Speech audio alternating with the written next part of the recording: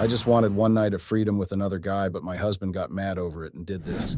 Hey Reddit, it feels strange to be sharing my story here, but I guess everyone needs an outlet. My name is Morgan, and up until recently I thought I had it all figured out. I was happily married to William for 3 years, and we were living the dream we had built since high school.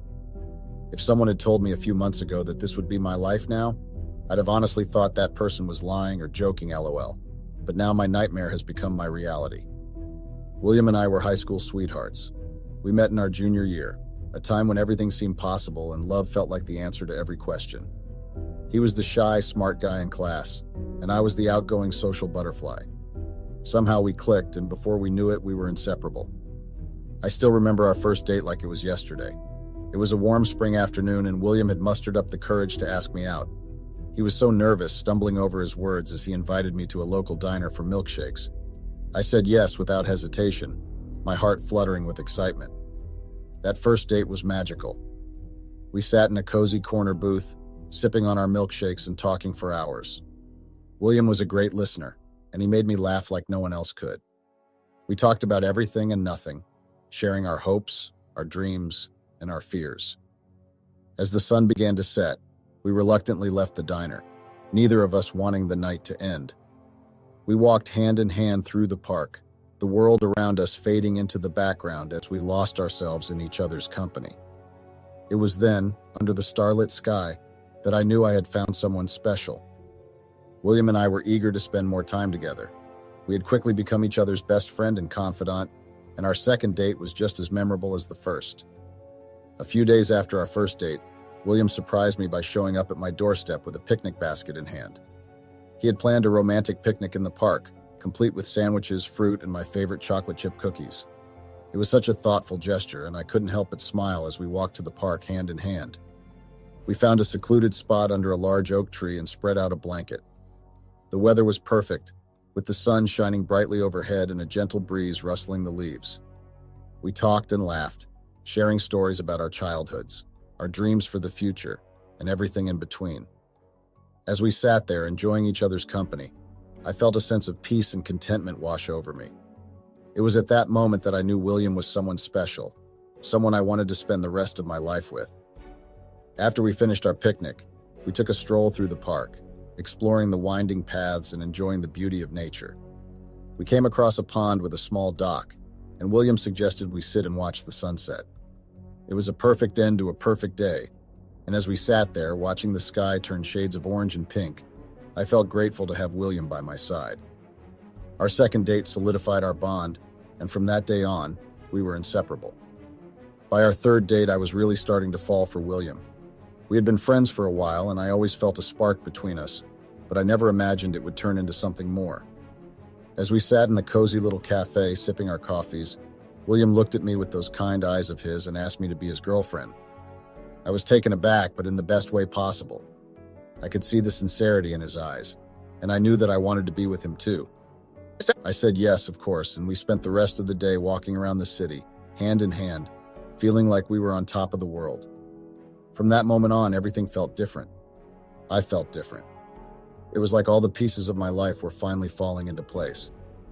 On our fourth date, William and I decided to try something new and exciting. We both loved the outdoors, so we chose to go on a hike in a nearby national park. The weather was perfect, with the sun shining and a gentle breeze blowing through the trees. As we walked, we chatted about everything under the sun, from our favorite childhood memories to our hopes and dreams for the future. At one point, we stumbled upon a beautiful clearing with a stunning view of the valley below. We sat on a big rock, and William pulled out a simple picnic he had prepared. It was nothing fancy, just sandwiches, fruit, and a bottle of wine. We laughed and talked for hours, enjoying each other's company and the peacefulness of our surroundings. As the sun started to set, we reluctantly headed back to the car, feeling happy and content. It was a day I'll always remember, a day that made me realize how much I cared for William and how special our connection was. Being with William was so easy. He was caring, attentive, and always made me laugh. We shared so many interests and had the same values and goals in life. I felt like I could truly be myself around him, and he accepted me for who I was, flaws and all. As our relationship grew, so did my love for him. I never knew I could care for someone so deeply. Every moment with him was special, whether we were out on a fancy date or just cuddled up on the couch watching movies. He made me feel loved and cherished in a way I had never experienced before. When William proposed to me, I was over the moon. It was the happiest day of my life. I couldn't wait to spend forever with him, building a life and a family together. I knew that with him by my side, I could take on anything life threw at us. We continued to make memories together, exploring new places, trying new things, and falling more in love with each passing day. We supported each other through the ups and downs of high school, celebrating each other's successes and comforting each other in times of need. But as the saying goes, all good things must come to an end. Our story took a turn that neither of us could have predicted, and now I find myself here, reminiscing about the days when life was simpler and love was all we needed.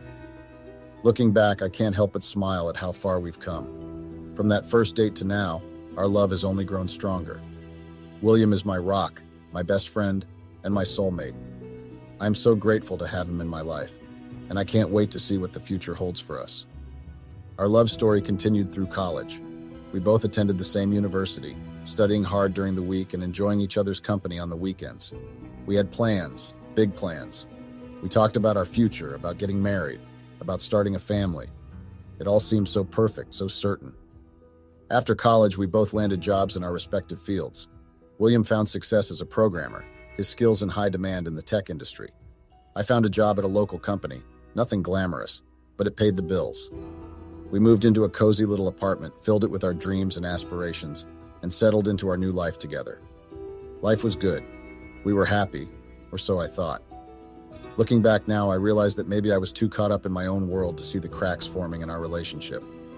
We still went on date nights, still said I love you every day, but something had changed. Maybe it was the monotony of everyday life, the routine that had crept into our marriage. Maybe it was my own insecurities, my fear of missing out on something more exciting, more passionate. As the years passed, our lives settled into a comfortable routine. We both had demanding jobs, and most of our days were spent working hard and trying to make ends meet. Our evenings were spent together, watching TV or just talking about our day. While I loved William dearly, I couldn't shake the feeling that something was missing. I began to feel restless, craving excitement and adventure. Our life together had become predictable, and I longed for something more. I wanted to feel alive again, to experience the thrill of the unknown. I tried to shake off these feelings, telling myself that I was being selfish. After all, I had a loving husband, a stable job, and a comfortable life. But the longing persisted, growing stronger with each passing day. I started to withdraw from William, losing interest in our usual activities. I would often find myself lost in thought, daydreaming about a life less ordinary. I knew I had to do something to break free from the monotony, but I wasn't sure what. As the days passed, my thoughts became consumed with fantasies of what it would be like to cheat on William. I knew it was wrong, but the idea of something spontaneous and exciting was too tempting to resist. I even toyed with the idea of suggesting an open relationship, but deep down, I knew William would never agree to such a thing.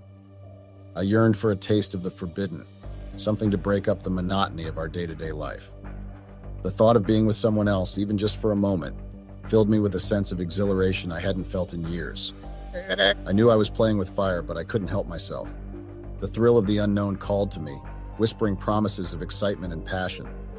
I tried to push these thoughts aside, to focus on my marriage and the life I had built with William. But the desire for something more lingered, growing stronger with each passing day. It was a challenging time in my marriage with William. There were moments when I felt tempted to cheat, moments of weakness where I sought validation or excitement outside of our relationship. I even went as far as installing a dating app and going on a few dates, but I never crossed the line into physical intimacy. Fear held me back, fear of getting caught, fear of hurting William, fear of losing everything we had built together.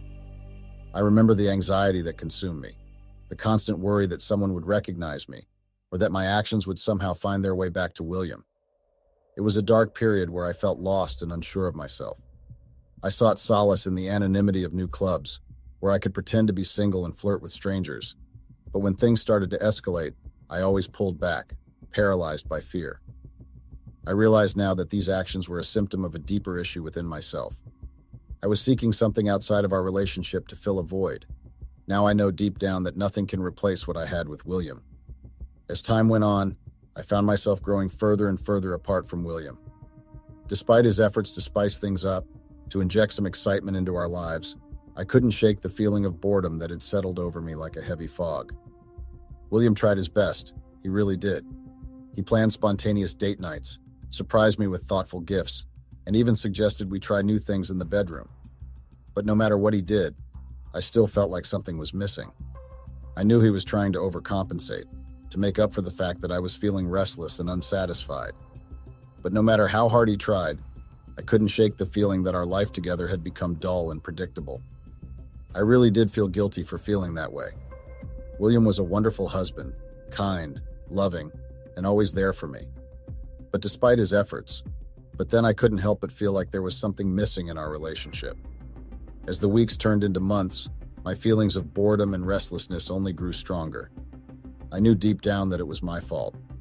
I should have talked to William about how I was feeling, maybe suggested we try therapy or something to spice things up. But I didn't. Instead, I let my feelings fester, allowing them to slowly poison our relationship. I became increasingly distant, lost in my own thoughts and fantasies of what life could be like if things were different. I knew I was being unfair to William.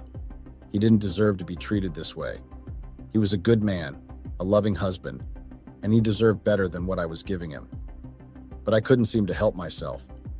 I was trapped in a cycle of longing for something more, something exciting and new, while at the same time feeling guilty for wanting it. It was a vicious cycle that I didn't know how to break. Then one day, an opportunity presented itself that would change everything. My co-workers' best friends invited me out for a girls' night out, and I decided to go, hoping it would help lift my spirits. Little did I know that decision would lead me down a path I never could have imagined. I was always a social person, but I hadn't been particularly close to my co-workers until my two best friends, Emily and Jessica, started working at the same company. We had all been friends since college, and their presence at work added a new level of excitement to my days.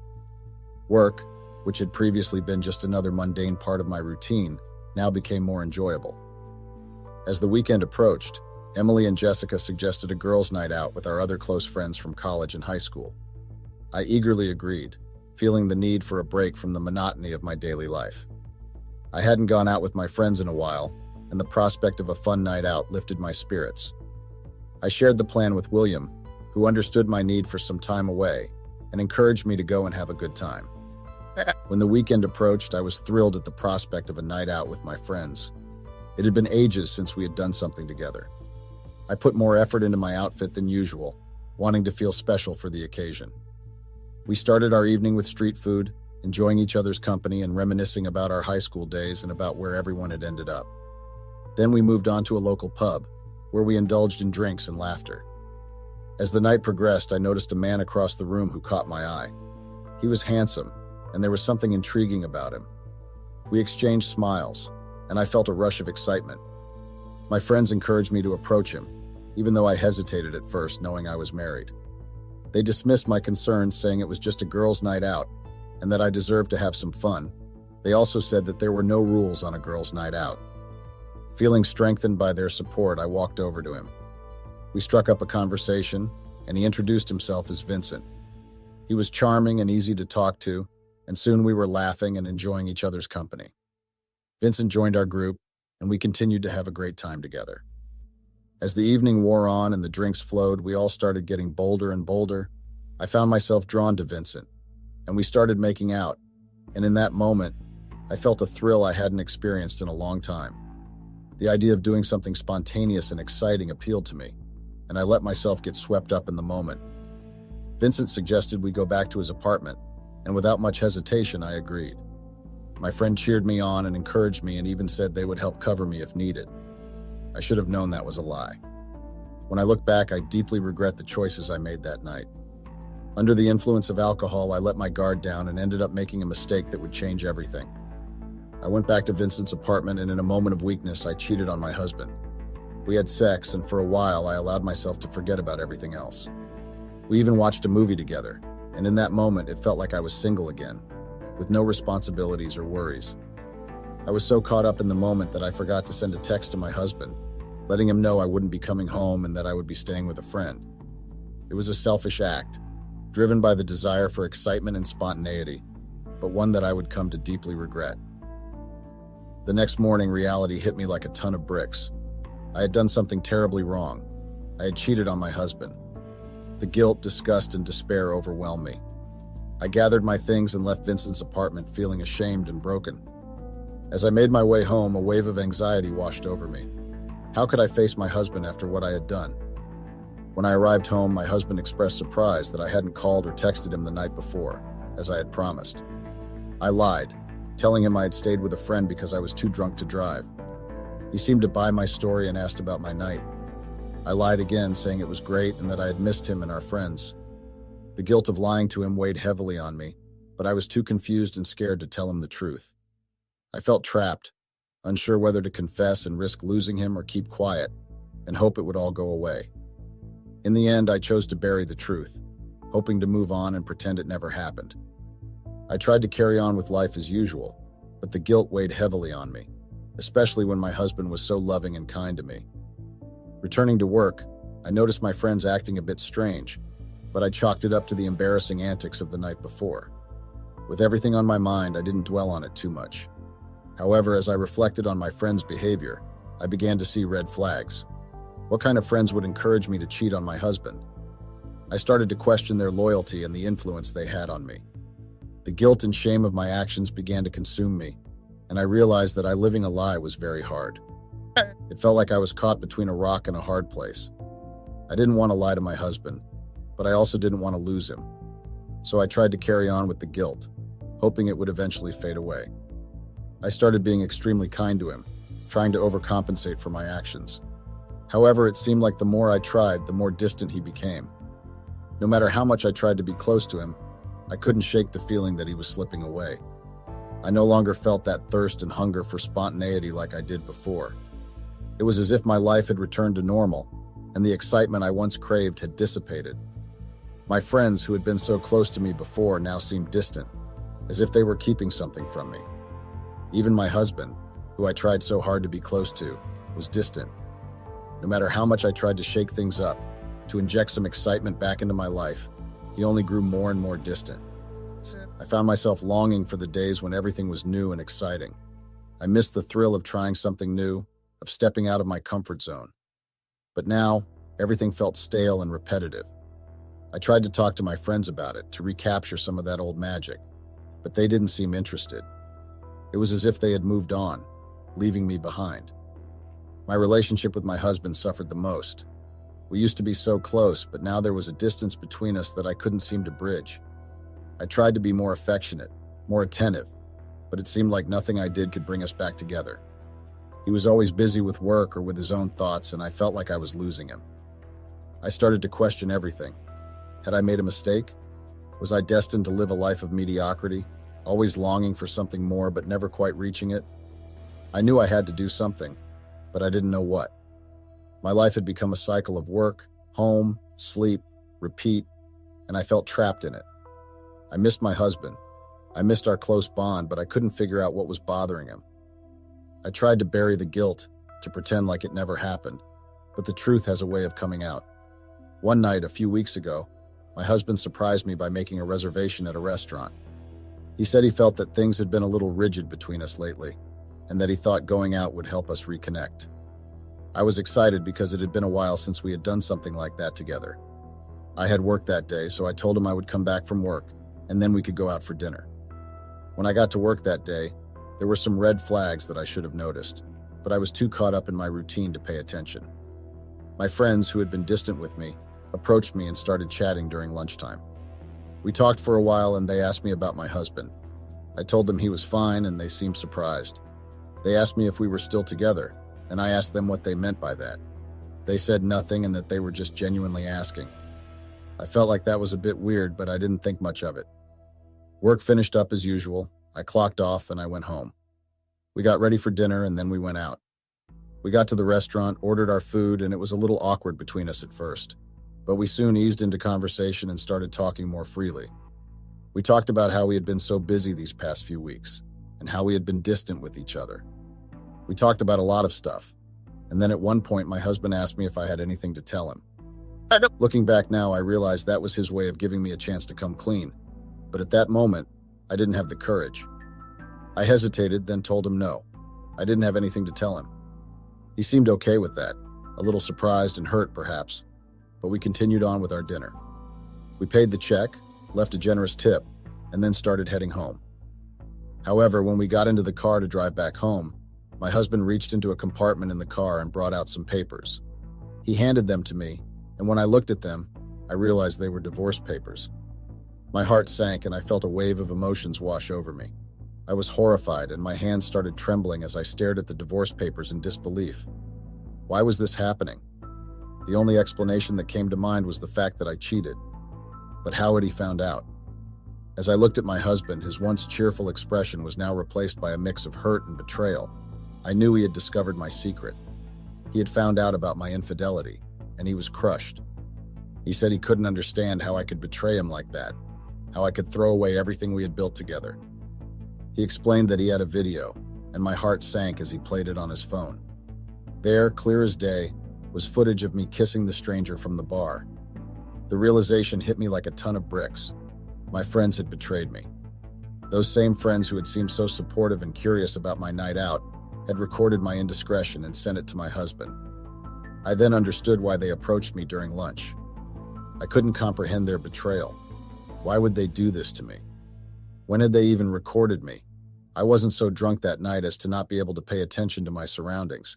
So how had my friends been able to record me without me knowing? Had I been that distracted? No. My husband then, as I confirmed that they had sent it to him that very night, and he had been giving me a chance to confess.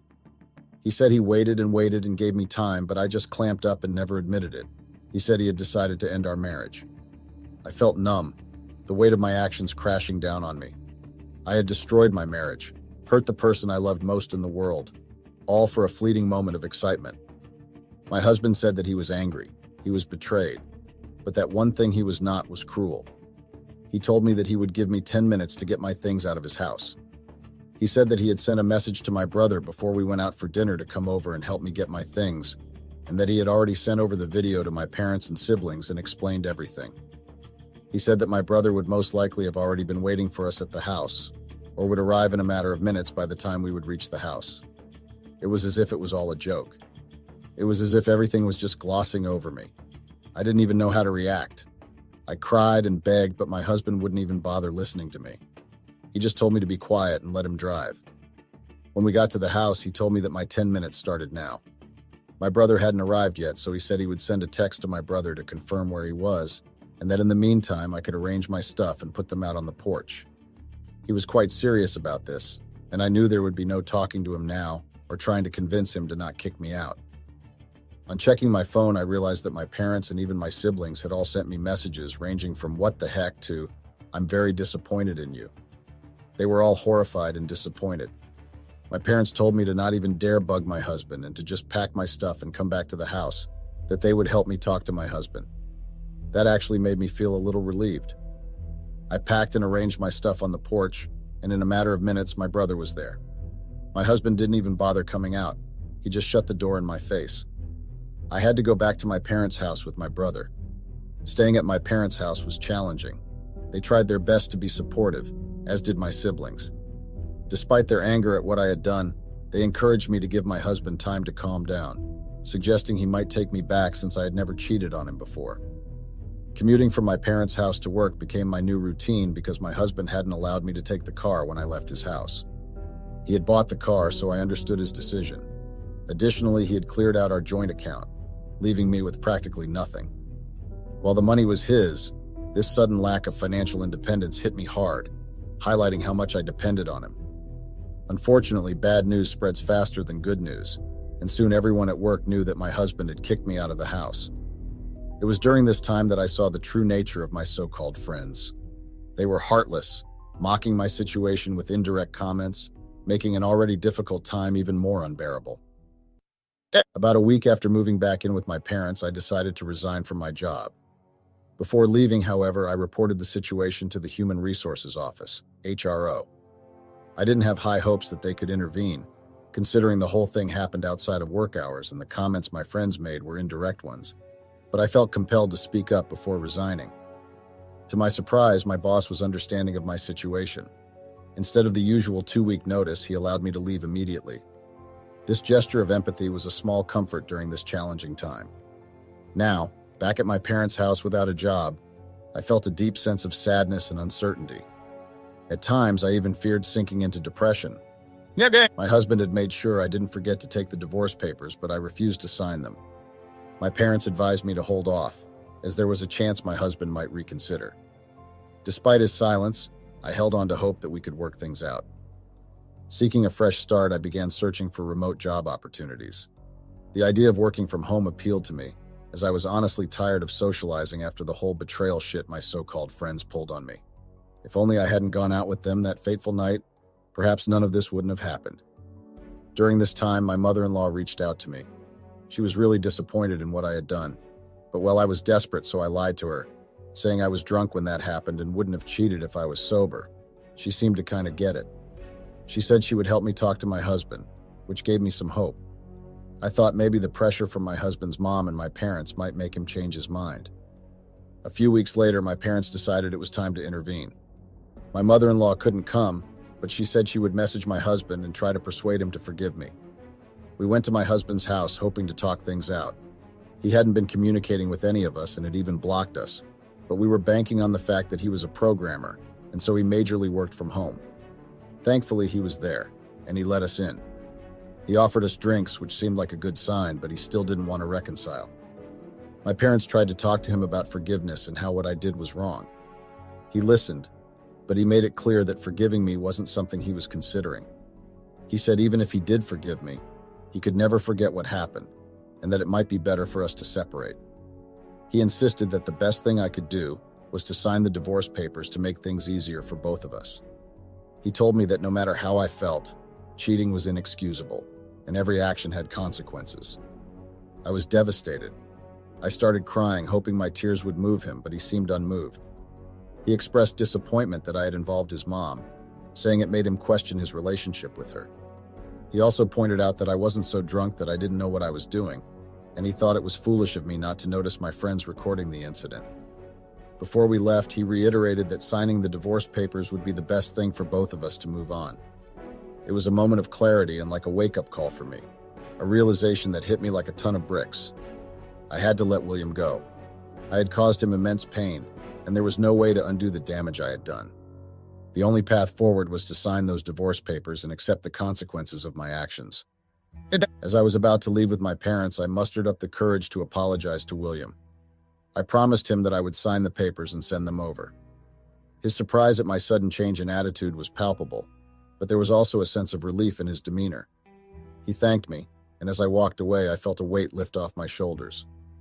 Returning home, I knew I had to come to terms with the reality of the situation.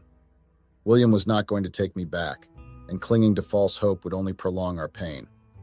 I explained to my parents that it was time to let him go, that dragging out the process would only be a waste of everyone's time. William had always been a caring and loving partner, but he could also be incredibly stubborn, especially when it came to matters of principle. I knew that once he had made up his mind, there was no changing it. So I made the decision to sign the divorce papers and deliver them to him myself. Standing on his doorstep, I felt a mix of emotions, regret, sadness, but also a strange sense of acceptance. I handed him the papers, thanked him for everything, and reiterated my apologies. There were no tears, no pleading. I knew it was over and I had to accept it. Now, I wait for the court date, knowing that my chances of a favorable outcome are slim. The video evidence of my infidelity is damning, and my brother, who is a lawyer, has told me that my case is not strong. My brother cannot represent me because conflict of interest and, well, he doesn't really specialize in divorce. But even so, I am grateful that William's terms in the divorce papers are not too harsh. I will not be left with nothing. At this point, all I can do is accept the consequences of my actions and move forward. I have learned a hard lesson, one that will stay with me for the rest of my life. I can only hope that one day, I will be able to forgive myself for the pain I have caused. And so here I am, pouring my heart out to strangers on the internet, hoping that maybe, just maybe, my story can serve as a cautionary tale. Don't take your loved ones for granted. Cherish every moment you have together because you never know when it might be taken away from you. Hello, my friends at Reddit. How are all of you doing? It's been a while since I have used this platform. I love listening to other people's stories and possibly giving some advice when anyone wants that. That's the reason why I've been so in love with this platform. I love this non-judgmental community. Today, I don't have any advice for anyone. Instead, I want to share my story with all of you. It's quite strange how life turns out. I used to read people's stories here and used to think, does that even happen in real life? Turns out it does happen, and I'm a prime example of that.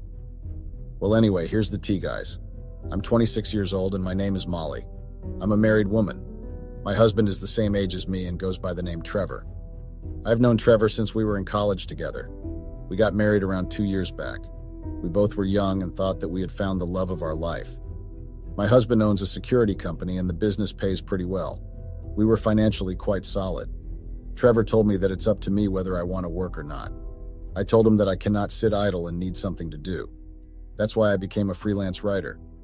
Our marriage has been pretty perfect, if I may say so myself, until I went and ruined it myself. Here's how it began. So when I went to college, I met my roommate, Christy. I was an introverted and shy girl, whereas Christy was the life of the party wherever she went. She was full of energy and always gained the crowd's attention in just mere minutes. Even though we had opposite personalities, we clicked instantly and became friends from the start of college. She never liked to leave me alone and took me to most of the events with her. It was because of her that I became social as well. I was still not a very outgoing person, but still it was an improvement from my previous self. I met Trevor at one such party. I was there with Christy, who introduced me to Trevor and Dan, her classmates. Truth to be told, I didn't even notice Trevor at first. My entire attention was focused on Dan. Dan was totally my type. You know, a little bit silent, tall, and handsome. We chatted for a while at that party, and I thought we had a genuine connection. We really understood each other, and we talked like we have known each other forever. That night when I was lying in bed, I thought of Dan, giddy with the thought that I finally found a romantic connection. I was pretty sure he was going to ask me out sooner rather than later. We had an insane chemistry at the party, and I was pretty sure he felt it too. I had multiple assignments that whole week, so I didn't accompany Christy anywhere. Unlike her, I actually needed the academic validation. It was finally Saturday when I got done with all the assignments and thought that I would finally meet Dan again. When I returned to the dorm, Christy was already getting ready for a party near our campus. She asked me which outfit is the best, and I helped her with that. She told me that she's really excited because her crush was coming to the party. I couldn't stop smiling because I was pretty sure that Dan was coming to the party as well. I told her mine too, and we both started laughing. We didn't discuss who our crush was and thought that we'll just introduce ourselves at the party. She helped me get ready in a really cute outfit. We both were all dressed up, and after clicking a few selfies, we made our way to the party. Christy told me that she's going to go find her crush and then bring him so I could meet him. She left, and then I kept looking for Dan. I was pretty sure that he would attend this party, but I still couldn't locate him anymore. After half an hour, Christy came back to me with her crush. I was really happy for my friend, but then I got the shock of my life when she came back with Dan. Dan was her crush. I had thought that we genuinely had a connection between us, but I was so wrong. It was clear that Christy's interest in him was reciprocated. He kept looking at her like she was the only girl in the room. She asked me where my guy was. I couldn't tell Christy that we both had a crush on the same guy.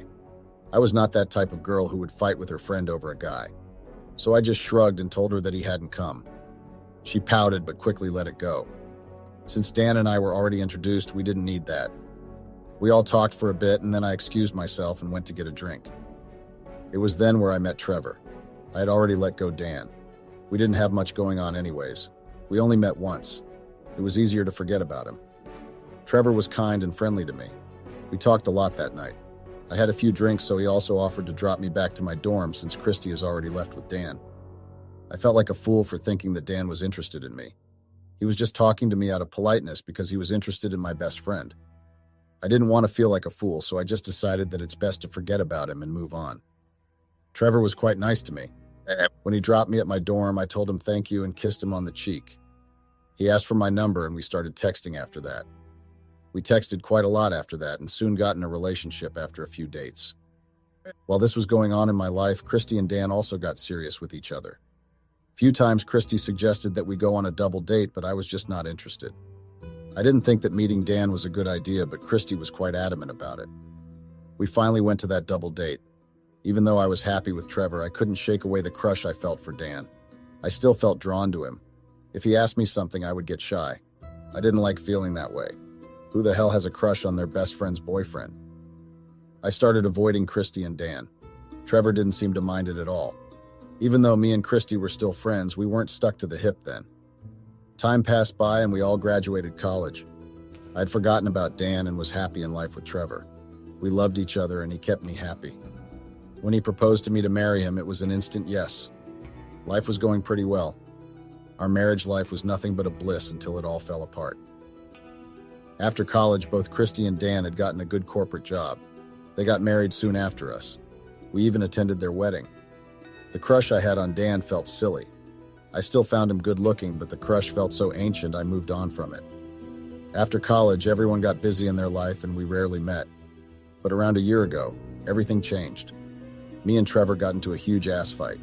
It wasn't like we didn't fight.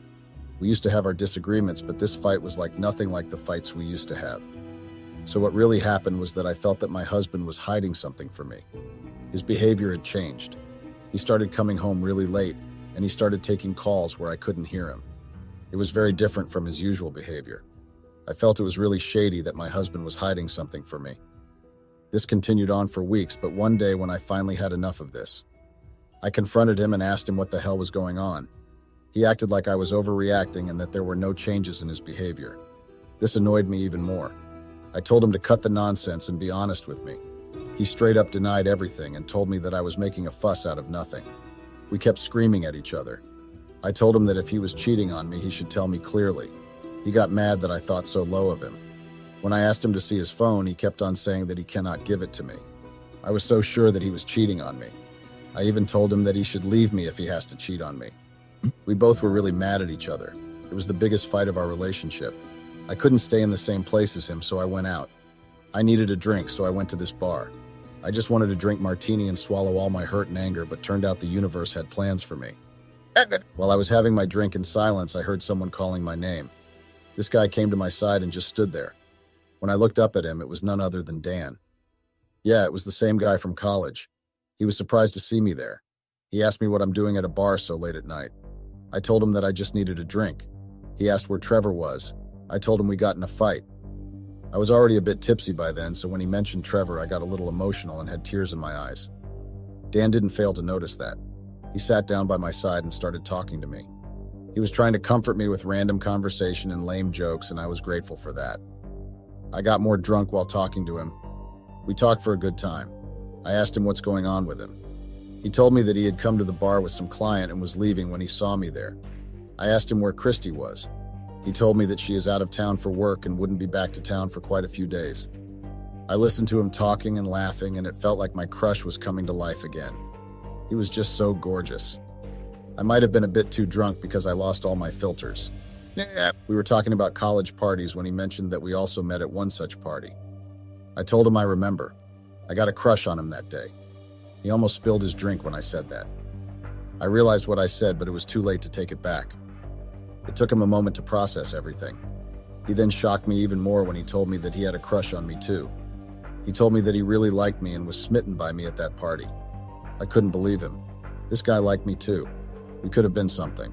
The next thing I know, I'm not in my seat anymore and we are kissing each other. I don't remember exactly who initiated it, but we were kissing passionately like it was one-in-a-lifetime kind of opportunity. Dan took me to his car and we hooked up there. It was like there was nothing in this world except us. I loved feeling that way. I used to think so much about him, and now I was finally with him. It seemed too good to be true. I'd forgotten everything at that moment. I didn't remember that I was married and someone's wife. After we were done with the deed, Dan asked me if I wanted to go to his house with him. I almost said yes, but then remembered that my husband was at home waiting for me. I told him that I needed to go home. He nodded in understanding and dropped me back home. I came home quite late at night and found Trevor to be sleeping in the bedroom. I was grateful that he was already asleep because I didn't know what I would have said to him if he was awake. I took a shower and went to sleep as well. I didn't want him to smell a man's cologne on me or something in the morning. I was still not really sober, so I just went to sleep. It wasn't until the morning when I woke up with a killing hangover that I realized what happened last night. I couldn't believe that I hooked up with someone else when I'm married. I felt like throwing up, especially when that someone else was my friend's husband. I was so mad at myself for doing what I did. But what was done, and there was no way I could undo it. All I could do was forget it and never remember it again. I got up from bed and went to the kitchen to get some water as I had a killer headache. Trevor was sitting at the stool when I entered the kitchen. He asked me where I was last night. He was still pissed about the fight we had the previous day. I just gave him a vague reply about needing fresh air. I didn't know if he bought my excuse or not, but he didn't push it, and I was so grateful for that. I was having a terrible headache already and couldn't deal with Trevor's questions. Later that day, I got a text from an unknown number. When I opened it, it was from Dan. He texted me telling me that he couldn't forget last night. It was not signed, but it was clear that it was Dan. Who else would text me that? Even though I couldn't forget that night as well, I didn't even want to think about it. I didn't want to destroy my house because of temptation. I decided to cut to the chase and texted Trevor that it was best we forget it and pretend that it never happened again. Dan texted me back that it was impossible for him to pretend that. He said he wanted more time with me. I kept telling him that it cannot happen again. He started calling me after that. Thankfully, Trevor was not at home that time. I picked up the call with the decision to tell him firmly to forget everything. But Dan had also thought the same thing. He started telling how life was giving us another chance to know what we could have been those years back. He said it was magic what happened between us, and we had to explore more of it now. I'm ashamed to admit that everything he said was so tempting that I was convinced. I told him that if we did this, then we had to make sure that this does not reach anyone. I didn't want our spouses to get to know this. Dan agreed immediately. He said he doesn't want Christy or Trevor to know this either. He said this will be just our secret. Dan told me that he will send me the location where we were going to meet the next day. The next day, after Trevor left for office. I got dressed and left for the location Trevor had sent me. It was a good location. It was on the very outskirts of the city. Noon came to this side, and I was so thankful for that. I parked my car next to Dan's truck. I then went to join him in his truck. He kissed me instantly, and soon we were making out. Making out with Dan was so fun. It was like the whole world used to blur out, and it was just us. And that's how my affair with Dan began. He used to find random locations where there were close to zero chances that anyone would see us. We didn't get any hotel room or anything because we didn't have any evidence of us being together anywhere. Christy came back to town after her work trip. Dan said that he was being careful and that no one will ever find out. He used to pick timings for us to meet when both Trevor and Christy were busy in their offices. I had thought that we will just continue to do this till we'll get this out of our system, and then just forget everything, but it was easier said than done. Every time I thought of putting an end to this, Dan would just say that he needs a bit more time, and then would give me a kiss, which made me feel like I needed more time too. We gave ourselves an ultimatum of 6 months. We had decided that we'll do all of this either in 6 months or even before that. Me and Trevor had started being distant with each other after that fight. Part of the reason was also that I used to feel guilty in front of him, but that fight had created a big distance between us. I suspected that it was another woman, but I was involved with another man as well, so I stopped prying at what he was doing. We just maintained our distance. It was so contrast to what we used to be earlier in our marriage. One day, Trevor told me that he was going out of town due to work reasons. This gave me another idea. I was tired of meeting Dan just in his truck. I needed more time with him and somewhere out of a vehicle. When I told him this, he didn't agree at first. He said there was a lot of risk, but after a bit of convincing, he agreed. After Trevor left in the morning, I told Dan to come over. I had switched off the security cameras placed outside our home. It was all clear. Dan came over soon after Christy left for work. I took Dan to the guest room. I was so happy to have him there. We hooked up and Dan left shortly after. Trevor was gone for 2 days, so the next morning I insisted to Dan that he comes over again. He was a bit hesitant of us getting caught, but still agreed. He came over and we went to the guest room. I was so lost at that moment that I didn't notice when the front door opened. Dan was on top of me when the door to the guest room opened and Trevor walked in on us. As soon as the door opened, we froze. Trevor wasn't supposed to come back home till the next day. I was so shocked to see him there. He was just as shocked, or maybe even more. Before I could say anything to him, he just slammed the door and went out. Dan quick rolled off me and I got dressed and ran after Trevor. He was not in the living room. I went outside to look for him, but his car was also not there. Dan came out as well. We both had ruined our home. We didn't say anything to each other and then he just left. He probably went to Christy to make sure Trevor doesn't reach her before him. I kept calling Trevor because I was scared that he doesn't do anything rash. He had always had a temper, and I didn't want him to do something irrational. He never picked up my call. Dan called me later to tell me that Trevor had called Christy and now she was furious at him. He said that we cannot talk again, and I just hung up on him, already knowing what he said. I kept waiting for Trevor to come back home, but he didn't. The entire day passed like that. I even called his friends and in his office, but no one knew where he was. I fell asleep on the couch only while I was waiting. It was around midnight that Trevor finally got back home. He was mad as hell. When I tried to go near him, he just pushed me away. I tried to say something, but he told me to keep my mouth shut. He said he had seen enough and there's nothing I could say to him which would make it okay. To be honest, I understood his anger. It was very well justified, but I still didn't want it to end our marriage. I know it was very selfish of me, but I just couldn't watch my house get destroyed just like that. I kept telling Trevor how it was just a temptation and meant nothing else. I tried to reason with him how it was just physical. There were no emotions involved. It was the wrong thing to say because when I said it, he got even more upset. He threw away the vase kept on the table and told me to get out of his house by the next morning. I told him that he cannot kick me out of the house. We had built the house together. I had designed everything by myself. We had so many memories here, but he just laughed and said that if I didn't, I'll have to face the consequences in a much worse way. He said that and stormed to the bedroom. I sat in the living room with my head in my hands. The reality that I had ruined my life finally sunk in. I ruined my beautiful marriage just because of a meaningless affair. I thought that I deserved one more chance. One small mistake cannot end all those years I had spent with Trevor. I thought that his anger might cool down a bit in the night, and then I can try to convince him in the morning about me giving me one more chance. I decided that I was going to give all my efforts if Trevor decided to give me one more chance. I decided to not leave the house like he had asked and instead to stay and try to talk to him. The next morning, when Trevor woke up and found me downstairs, he got pissed. Like really, really pissed. He asked in a very harsh tone what I was still doing here. I told him we needed to talk, but he just said that I should have talked to him before going to bed with another man. I told him to listen to me just one time, but he was not interested. He was just screaming how I betrayed him, and that too with his friend. He even abused Dan and said how we both were disgusting human beings. He asked me how I could do that to him. I had no answer for his question, so I just stood there with my head down. He looked at me with so much hatred in his eyes and told me how he came home earlier because he wanted to spend some quality time with me, but never knew that I was such a horrible person. Yet, he told me to leave his place as soon as possible and to never show him my face again. He himself brought my suitcase and asked me to get out of there. I was ashamed and embarrassed that I was being thrown off like that. I was humiliated enough and decided it was best if I left then.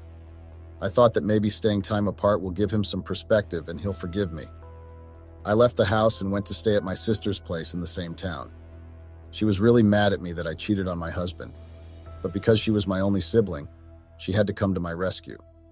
I decided that I'll stay at her place for a few days, and then maybe I'll go back and live with Trevor or find something else of my own.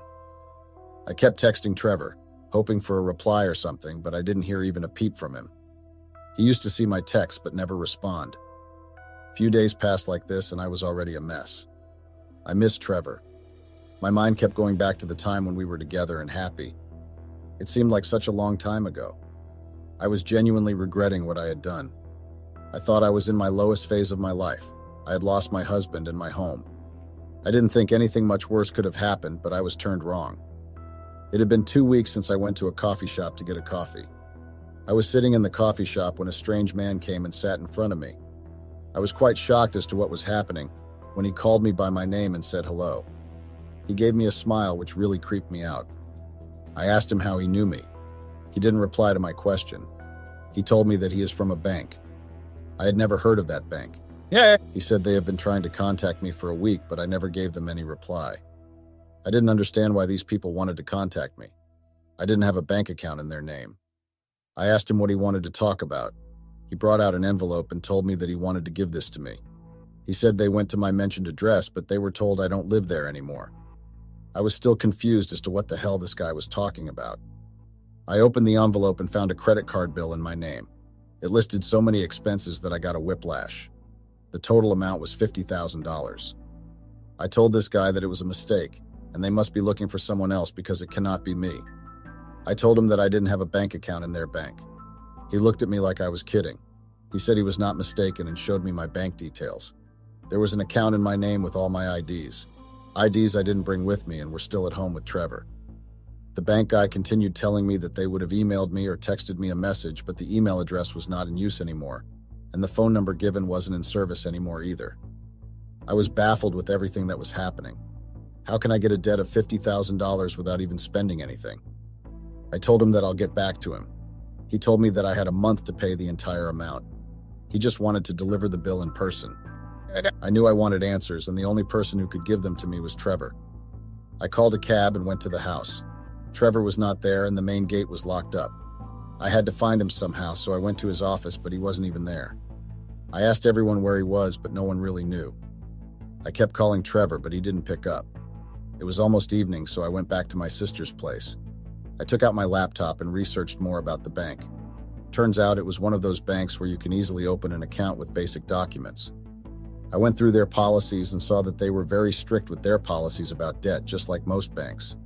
They didn't even have that installment system. It meant that I had to deposit the entire amount in just one go, and that too in just 1 month. Trevor had to explain this to me. I kept calling him and leaving texts, but I got nothing but silence. I decided to go to the house the next day, and in the early morning before Trevor goes anywhere. I didn't have this much amount with me. How the hell was I supposed to pay this amount? The next morning I left for home and Trevor was in the house only. I asked him what the hell was going on. He asked me why I came back here. I told him to first tell me why there was a debt of $50,000 on my name, and that too from a bank whose name I had never heard of. When he heard this, he finally smiled like he had gotten something he wanted. He said that it took them quite long to figure out my location. I looked at him with confusion. He just shrugged and started telling me that I should be more careful. Identity theft is getting quite serious these days. I told him to not feed me that nonsense. All my IDs and documents were kept here only. How could someone use them to open a bank account in my name? He smiled and said that maybe I gave it to them. I was shocked to hear this. My husband had given my identity to criminals. I asked him why he would do that and why did he even know people like that. He said that I was forgetting that owns a security company, which meant that he knew all kinds of people. He asked me if I remembered when I was doubting him and thinking that he was having an affair because he was always on his phone or in his office. It was because he was tracking these group of cyber criminals who were stealing people's IDs and committing financial frauds with them. I was still processing everything when Trevor continued telling me that when he saw me with Dan, he knew he wanted to see me suffer, and that's when he contacted them and gave them all my IDs. I asked him what he would get out of this. Why was he being like this? He got angry as he remembered something and then said that I betrayed him and broke his trust. He said I deserved it for hurting him like that. He kept telling me how he wanted to build a complete life of luxuries for me, but I gave up everything for just a meaningless affair. The anger and hurt in his voice were so evident that I couldn't stop crying. He told me that I should not waste my crocodile tears. It does nothing to him. He told me that I should get out and never try to contact him again. I was just leaving the house when he told me that I should keep checking my bank account statements. I thought that was a very specific and weird thing to say. As soon as I left the house, I opened my phone and checked the balance of my personal account. This was my personal account, and all the money from my freelancing work was credited to this account. I didn't have a habit of checking my bank balance regularly, but I still knew that there should be a decent amount in this account. Imagine my horror when I found out that my bank account was in the negative. I checked the transactions and saw that someone had withdrawn all the money from the account using my credentials. I was so hurt and pissed that I started crying right there. I didn't think anything worse could happen when Trevor threw me from the house, but this was nothing I could have thought of. In the span of a few days, I had lost my husband, became homeless, and now I was broke with a debt of $50,000. I couldn't stop crying. I had no effing clue what I was going to do. I somehow controlled myself and went back to my sister's place. She got worried when she saw me with puffy eyes. I told her everything. She told me that we could file a complaint, but I told her it wasn't going to do us any good. These are really sharp cyber criminals. They covered their tracks well, and there was nothing that we could do now. She calmed me down and told me that we'll figure something out. I just kept crying in her arms. Few days passed like this. After that day when Trevor caught us, I had not heard a word from Dan or Christy. I wouldn't have called him, but I was desperate for help and thought that maybe I could get a loan from him. When I called him, he picked up, but his tone was completely different from what it used to be with me. He asked me quite harshly why I had called him. I was quite taken aback with his tone, but still told him that I needed his help. He said that he cannot do anything. He had finally convinced to give him another chance. She had forgiven him, but if she found out that he talked with me, she was going to lose her mind. She told me that I should not call him again, or he will block me. The guy who convinced me to have an affair with me was telling me that he was going to block my number. I was officially at rock bottom. There was no one who was going to help me. I decided to get whatever work I could get to take it. If everything was already not enough, Trevor also sent me divorce papers. His lawyer said I could contact my lawyer, but I didn't have any money to afford a lawyer and then seek alimony. I didn't have the energy for that, so I just signed wherever they asked. They said that they'll contact me as and when required. So yeah, that's it, guys. That's the summary of everything that had happened in the past days. From having a sweet and a perfect wedding life, I got to this homeless and broke life. Karma is really real. It got me back from my affair with Dan. Even though I'm really hurt with what Trevor had done with me, I couldn't fault him. When he loved me with everything. So how could I expect him to take his revenge half-heartedly? He wasn't that type of guy to do things half-heartedly. Currently, I'm working non-stop at writing for small companies. It's nearly not enough for what I need right now, but it's still better than nothing. I'm still crashing at my sister's place. It was a good thing that she lived alone. Otherwise, I didn't know what I was going to do. Currently, I have no idea what is going to happen, so I'm just figuring out one day at a time. Thank you guys for listening to my story. If you have any comments or suggestions, please leave them here.